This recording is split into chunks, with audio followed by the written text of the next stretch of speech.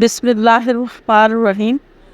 حضرت حسن بصری نے حضرت رابعہ بصری سے دریافت کیا، کیا تمہیں شوہر کی رغبت نہیں؟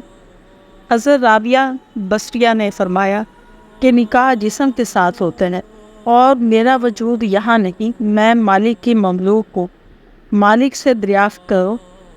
حضرت حسن بصری نے دریافت کیا کہ یہ درجہ تمہیں کیسے حاصل ہوا کہ تم نے سب کچھ حاصل کی ہوئی چیزوں کو اس میں گم کر دیا، اور تم اسے کس طرح جانتی ہو؟ حضرت رابعہ بصریہ نے فرمایا کہ ہم بے کیف ہیں۔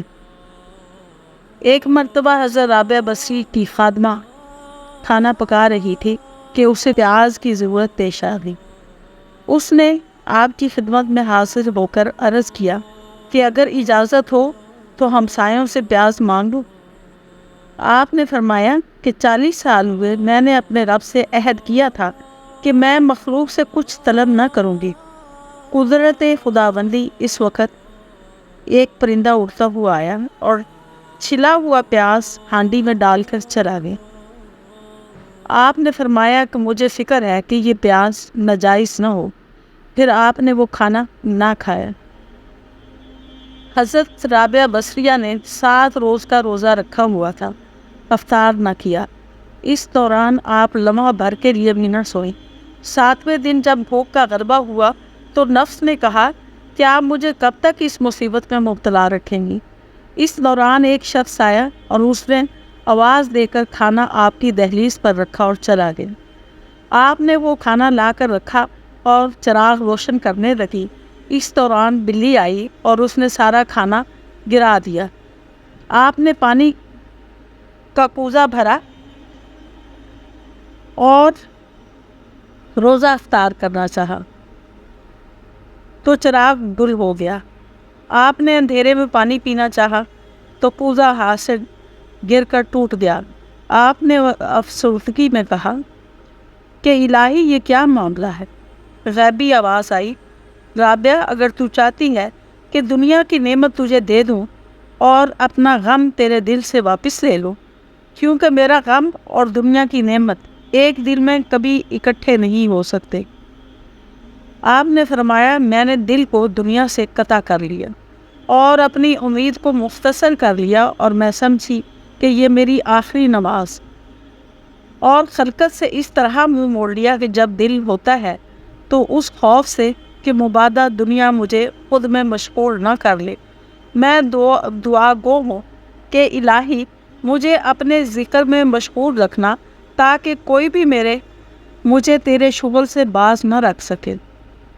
شیخ اسماعیل جو ان کے والد تھے، ان کی فطرت میں خیرات جو تھی وہ شامل تھی، اور ان کی 3 بیٹیاں تھیں، اور چوتھی جو تھی حضرت رابعہ بصری جب پیدا ہوئی تو اسی مناسبت سے ان کا نام وہ رابعہ رکھا۔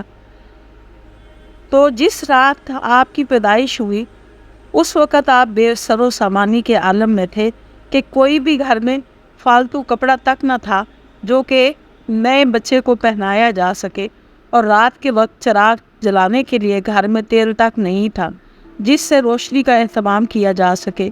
گھر کی یہ حالت دیکھ کر حضرت رابعہ بصری کی والدہ نے آپ کے والد سے کہا فلاں ہمسایہ سے تھوڑا سا قرض لے لے تاکہ ضرورت کی چیزیں لا سکے۔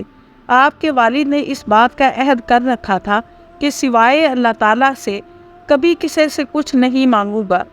چونکہ معاملہ ہی ایسا آن پڑا تھا کہ اب اس کے سوا کوئی چارہ دکھائی نہیں دیتا تھا کسی سے قرض مانگ لیا جائے۔ شیخ اسماعیل تاریکی میں گھر سے نکل پڑے اور پڑوسی کے دروازے پر دستک دی۔ پڑوسی گہری نیند میں سویا ہوا تھا، اس لیے اس نے دستک کی آواز نہیں سنی، اور شیخ اسماعیل کچھ دیر تک دروازہ کھلنے کے انتظار میں کھڑے رہے، مگر جب پڑوسی کے قدموں کی آواز سنائی نہ دی تو آپ خاموشی سے لوٹ آئے اور پریشانی کے عالم میں سو گئے۔ اور جب آپ سو گئے تو خواب دیکھتے ہیں کہ نبی صلی اللہ علیہ وسلم کی زیارت ہوئی۔ حضور صلی اللہ علیہ وسلم نے فرمایا اے اسماعیل، اپنی بے سر و سامانی کا غم نہ کر، تیری یہ بچی اپنے وقت ہی بہت بڑی عارفہ ہوگی، اس کے روحانی فیض سے دنیا کو فائدہ پہنچے گا اور اس کی دعاؤں سے میری امت کے ہزاروں افراد بخشے جائیں گے۔ اس کے بعد حضور صلی اللہ علیہ وسلم نے فرمایا، بصرہ کے حاکم کے پاس ایک کاغذ تحریر کر کے لے جاؤ کہ آپ ہر روز مجھ پر درود بھیجتے تھے اور شب جمعہ کو 400 مرتبہ درود بھیجتے، لیکن آج جمعہ کی جو رات گزری ہے اس میں تو درود بھیجنا بھول گیا، لہٰذا بطور کفارہ حامل حضا کو 400 دینار ادا کرو۔ حاکم بصرہ سے جو دینار ملیں گے ان کو خرچ کر لینا۔ حضرت رابعہ بصری کے والد ماجد جب نیند سے بیدار ہوئے تو رات کو دیکھے جانے والے خواب کے بارے میں سوچتے ہوئے خوشی سے آنکھوں میں آنسو آ گئے۔ آپ نے اپنا پورا خواب ایک کاغذ پر لکھا اور حاکم بصرہ کے دربان کو دے دیا۔ دربان خط لے کر حاکم بصرہ کے پاس آیا اور شیخ اسماعیل کا لایا ہوا خط پیش کیا۔ حاکم بصرہ نے جب خط پڑھا تو اس کی خوشی کی کوئی انتہا نہ رہی اور اس نے کہا کہ وہ معزز شخص جو ہے وہ کہاں ہے؟ دربان نے کہا وہ باہر محل کے دروازے پر کھڑا ہے۔ حاکم بصرہ تیز قدموں کے ساتھ محل کے دروازے پر پہنچا اور شیخ اسماعیل کے ہاتھوں کو بوسہ دیا اور کہنے لگا کہ آپ کی وجہ سے نبی صلی اللہ علیہ وسلم نے مجھے یاد فرمایا ہے۔ اس کے بعد حاکم بصرہ نے بڑی خوشی کے ساتھ 400 دینار جو ہے ان کو پیش کیے اور اسی خوشی میں 10,000 دینار جو تھے بطور شکرانہ غرباء اور فقراء میں تقسیم کیے۔ اگلے دن حاکم بصرہ خود حضرت رابعہ بصری کے گھر حاضری دی اور بڑی عقیدت کے ساتھ وہاں سے رخصت ہوا۔ حضرت رابعہ بصری کا مالک انتہائی جابر اور ظالم شخص تھا، دن رات آپ سے کام لیتا، آپ نہایت فرما برداری اور خاموشی سے اس کی خدمت کرتی، کبھی زبان سے اف تک نہ کہا۔ بچپن تیزی سے گزرتا جا رہا تھا کہ آہستہ آہستہ آپ 12 برس کی ہو گئی۔ آپ کو جب بھی فرصت ملتی تو نماز میں مشغول ہو جاتی اور رو رو کر پروردگار سے کہتی، اے خدا، میں یتیم ہوں اور مبتلا مصیبت ہوں، غلامی کی زنجیروں میں جکڑی ہوئی ہوں اور ظلم رسیدہ میں، اس کے باوجود میرے پیش نظر صرف تیری رضا ہے۔ ایک دن مالک نے آپ کو کسی کام کے لیے گھر سے باہر بھیجا، چلی جا رہی تھی کہ سامنے کوئی نامحرم جو ہے وہ نظر آیا تو آپ اتنے زور سے گری کہ آپ کے ہاتھ کی ہڈی ٹوٹ گئی۔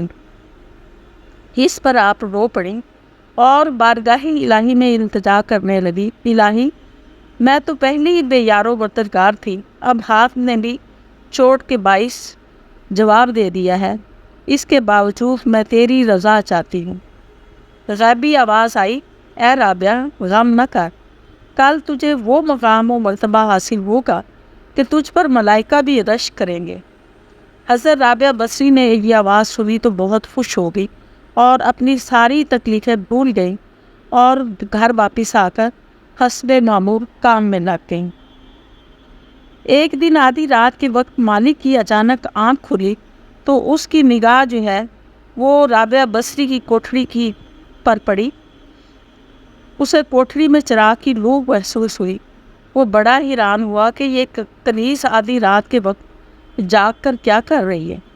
وہ کوٹھری کی طرف بڑھا مگر یہ دیکھ کر اس کے قدم کوٹھری کے دروازے کے باہر ہی رک گئے کہ اس کی کنیز بارگاہ الہی میں عبادت میں مشغول تھی اور عرض کر رہی تھی، الہی، اگر میرے بس میں ہوتا تو میں زندگی کا ہر ایک لمحہ تیری عبادت کرنے میں گزار دیتی، مگر چونکہ تو نے میری مجبوری کو جانتا ہے اور مجھ کو غیر کا محکوم بنایا ہوا ہے، اس لیے میں دن کے وقت مالک کے گھر کا کام کاج کرتی رہتی ہوں اور رات کو دیر سے تیری بارگاہ الہی میں حاضر ہوتی ہوں۔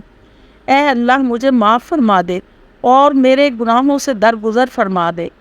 مالک نے جب یہ منظر دیکھا تو حیران رہ گیا، اس کے دل کی سختی جو ہے وہ نرمی میں بدل گئی اور اسے اپنے کیے پر بڑا پچھتاوا ہوا۔ کہ اس چھوٹی سی بچی پر میں نے کس قدر ظلم ڈھائے ہیں اور ہر وقت اسے گھر کے کاموں میں الجھائے رکھا ہے، اور بچی کا یہ حال ہے کہ وہ راتوں کو عبادت میں مشغول رہتی ہے۔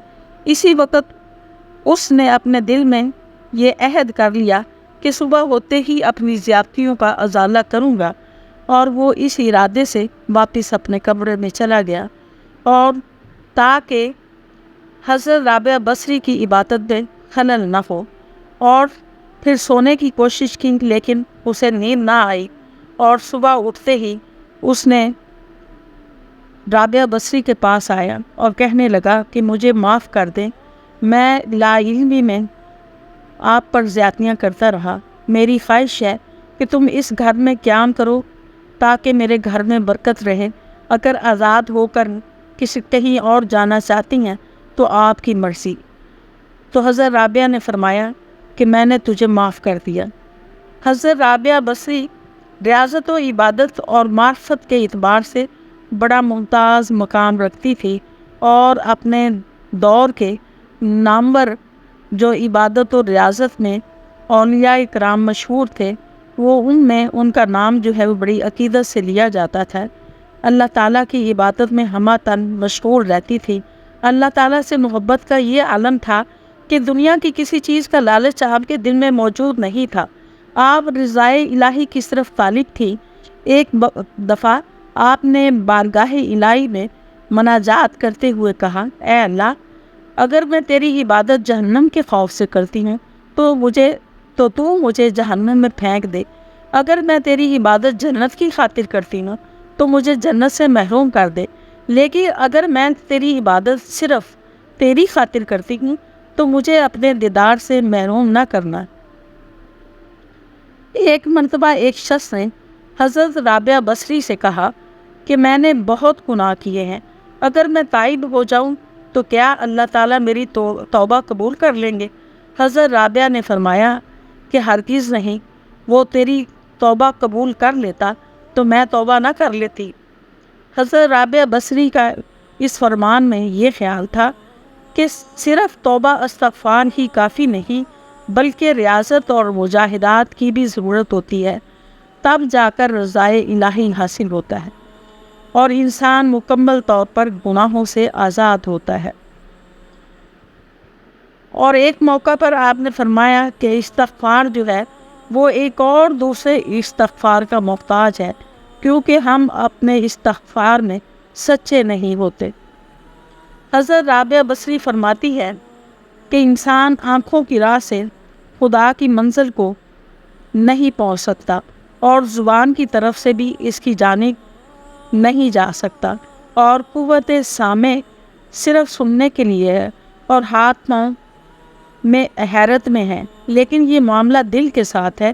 کوشش کرتے رہنا چاہیے کہ دل بیدار رہے، یعنی دل بیدار ہے تو حق میں گم ہو گیا، اور جو اس میں گم ہو گیا وہ یار کو کیا کرے، کیونکہ یہی درجہ فنا فی اللہ ہے۔ حضرت رابعہ بصری نے فرمایا، جو شخص اللہ کو برا بھلا کہتا ہے تو اللہ اس کی روزی بند نہیں کرتا، اور جس کی زندگی اس کی محبت میں گزرتی ہے اسے رزق کے بغیر بھی زندہ رکھتا ہے۔ وآخر دعوانا الحمدللہ رب العالمین۔